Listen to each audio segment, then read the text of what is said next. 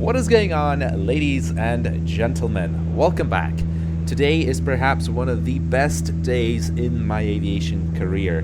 Every pilot has something to remember in their aviation career, whether it be their first solo, the first time doing a loop, perhaps their first landing. Well, today is definitely going to be one of those days for me, because finally, for the first time, I have led a two-ship formation on a sortie, and not only that, but I actually got a chance to formate in close formation on another aircraft in real life for the first time. Those of you that follow my channel will probably know that I do a lot of DCS World content with aerobatics, airshow, display flying, and also formation aerobatics whenever the opportunity arises. However, my love for formation flying actually spans all the way back to the year 2001, when my brother let me have a go on his IL-2 Sturmovik with an actual joystick. Before that, in the 90s, I was always flying around whatever simulators did exist, but on a keyboard. But once I figured out that a joystick is A, very useful controlling an airplane, and B, allows you to have enough finite control to keep an airplane in close formation with another aircraft, I quickly realized that the most fun part of flying is by far close formation, whether it be aerobatics, straight level, inverted, whatever it may be. So very quickly I started flying formation in whatever simulator I had access to. If any of you remember FS 2004, you had a FS recorder, you could record yourself flying a bunch of aerobatics and then replaying the recording back as if that was the lead aircraft and then formating upon yourself as the wingman. So that was great fun, and then of course I moved on to Lock-On Flaming Cliffs, where I started flying some aerobatics online with a friend. And then at some point when I was 14 years old, I did get a chance to fly some gliders, and technically you could say at that point already I did do a little bit of formation flying. However, I think we'll admit that one, you don't need to use the throttle, also it's technically not really close formation flying. And then skip forward many years later, I also went solo in gliders, and I was towing gliders for about 5 months. I then became an airline pilot, and I've been flying the 737 for many years now.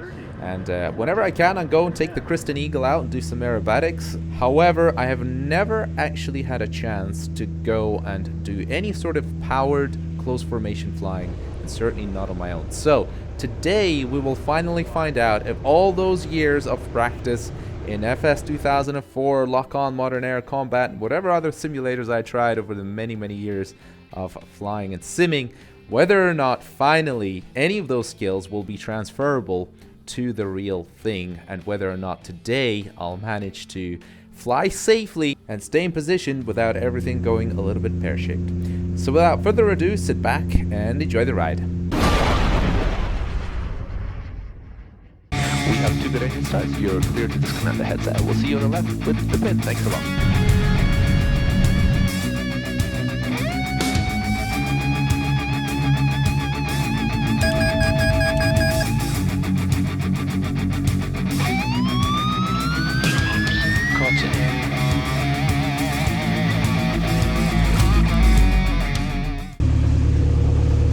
Okay, so here we are at the holding point. Dave gives me the thumbs up from his Pitts S-1S, telling me he's ready to do the power checks.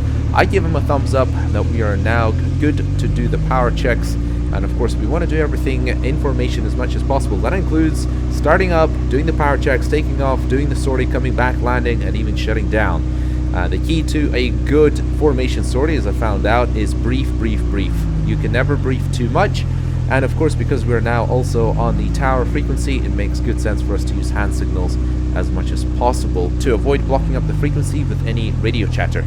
Once the power checks are complete, I look at Dave. He gives me a thumbs up telling me he's ready to go. I give him a thumbs up in acknowledgement telling him I'm ready to go. Eagle formation, back on way 30, line up on way. Yeah, correct. Line up way 30, Eagle formation. Opportunity, vacate left via November or Mike as right taxation Papa. Vacate via November, taxi Papa, go to it.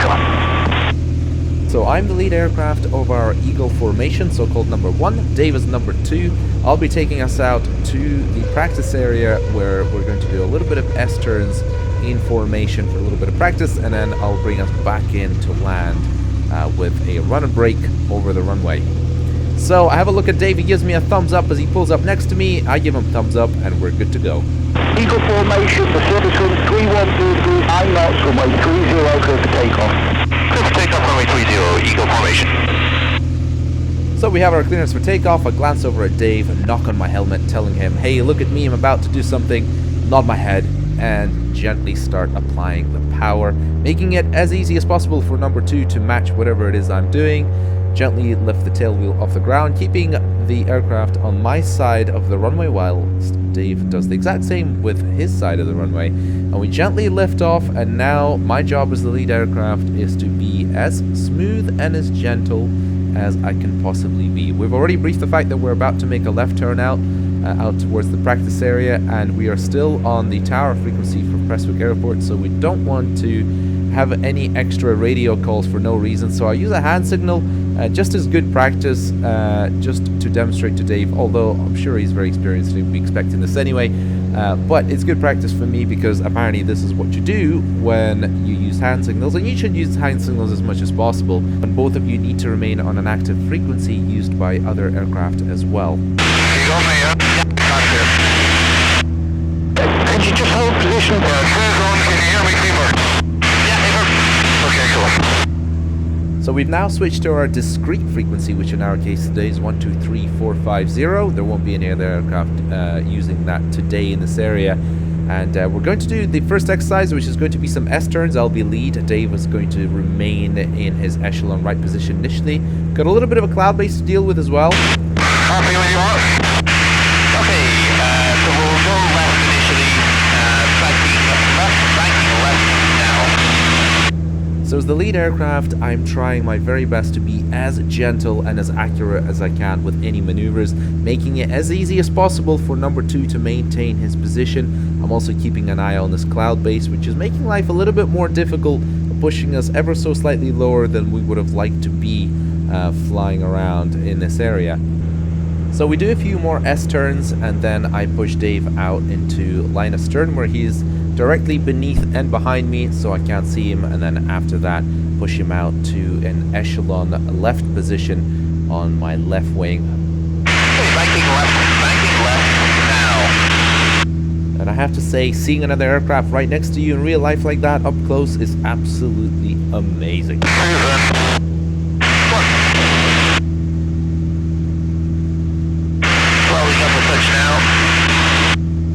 Today we're not doing anything too crazy, we're just doing some level turns and banks and getting me used to seeing another aircraft in position next to me, and obviously give me some practice as the lead aircraft to be nice and gentle and predictable. And then at this point I think we decide that we are going to switch places, and Dave was going to take lead on the left. And it is finally time to see whether or not many years of flying formation in different simulators over the god knows how many years that I've been doing it is going to actually help me stay in formation with another aircraft in real life. So I'm just trying to gauge my distance here and get the 45-degree line roughly off from the lead aircraft. Ready to maneuver? Hey, for 120. Okay. Banking left. So it's time for the first turn in formation. Now it may appear as if I've lost sight of lead because he's behind my upper wing. In actual fact, the camera is positioned quite above my forehead, so I am keeping sight of lead at all times, which is absolutely crucial. And as you've probably noticed, I've dropped back and didn't anticipate the amount of throttle I had to put on to maintain the 45.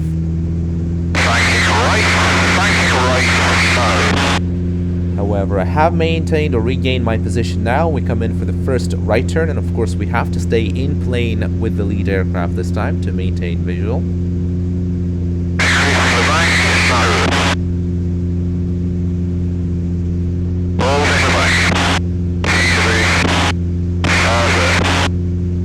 So as you can tell, I've definitely dropped a little bit below the lead aircraft. I'm definitely not on the same plane with him, as I'm just trying to regain that back now and get my positioning again.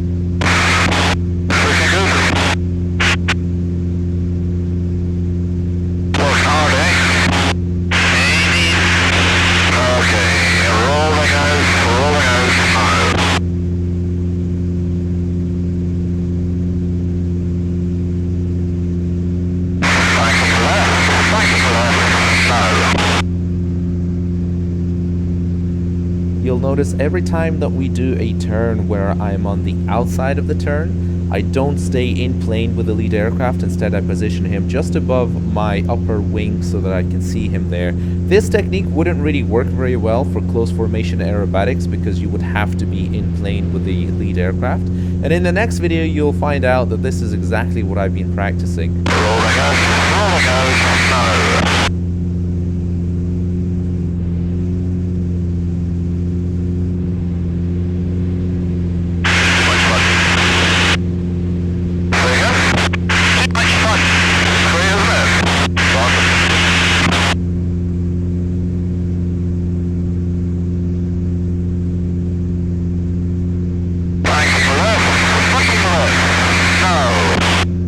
Watching back this video is actually a really good debrief for me because you could tell every time we do a turn on the outside, I end up kind of being displaced a little bit further away from the lead aircraft. Just along the 45 line. Even if I maintain the 45 line, you can see the distance isn't the same, and then once we roll out, I close that gap again a little bit and get into my position. Now, I also don't want to get too close because I am aware that, you know, obviously it's my first time trying it. Banking right, now. And I don't know exactly how comfortable Dave would be with me getting in close when it's my absolute first time trying this. Leaving the bank, now.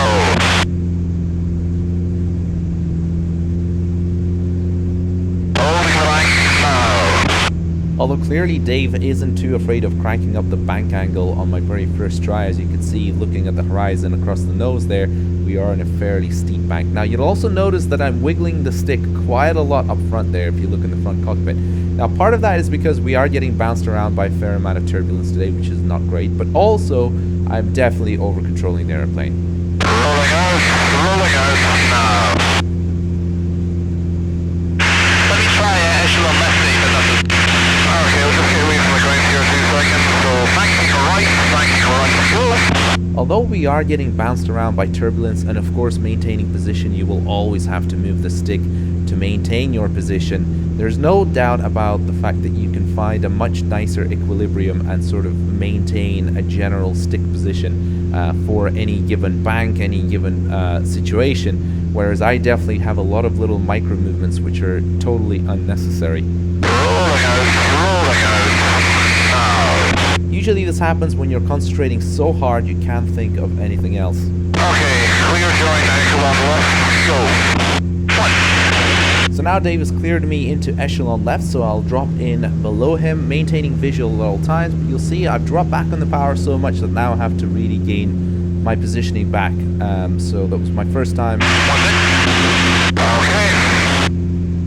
Gonna claim a training data that you're back to first for the conclude ahead. Claiming now.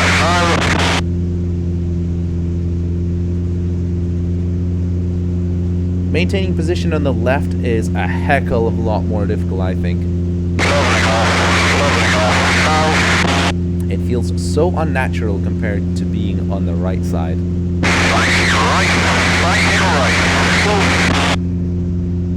And funnily enough, this feeling of it being slightly unnatural on the left is exactly the same even in simulators. And once again, you see, as we started the turn, I'm on the outside, and that distance between me and lead, even upon on the 45-degree line, is increased.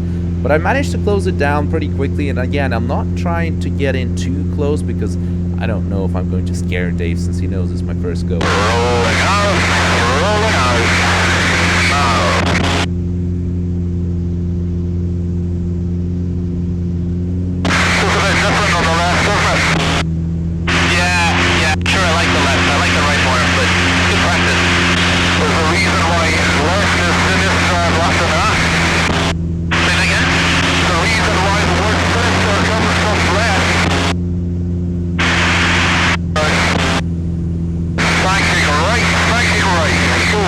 However, I have to say, even though I'm concentrating like crazy right now, trying to stay in formation with Dave, this is by far some of the best flying and some of the most fun I have ever had in an airplane in my entire career so far. Just as in a simulator, staying in formation, close formation, gives that incredible satisfaction of precision, and it's just a thing of beauty. This is so much fun. I could do this all day, every day, and I'm so jealous that military pilots get to experience this on a daily basis, because this is just incredible. So I can't wait to get into formation aerobatics, but of course we have to work our way up to that point, and there's a hell of a lot more learning to do before we even start with that.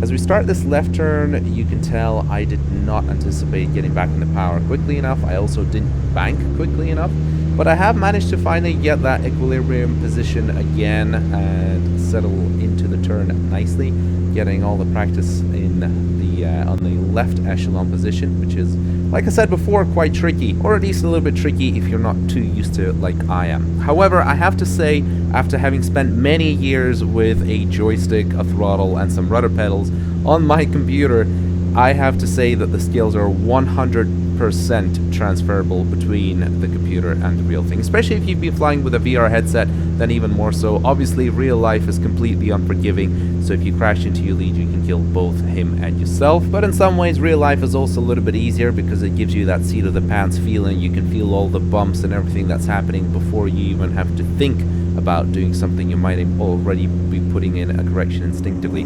So at this point, I've taken lead and I've taken us in for a run and brake over runway 30 at Prestwick. Unfortunately, my head cam is no longer recording.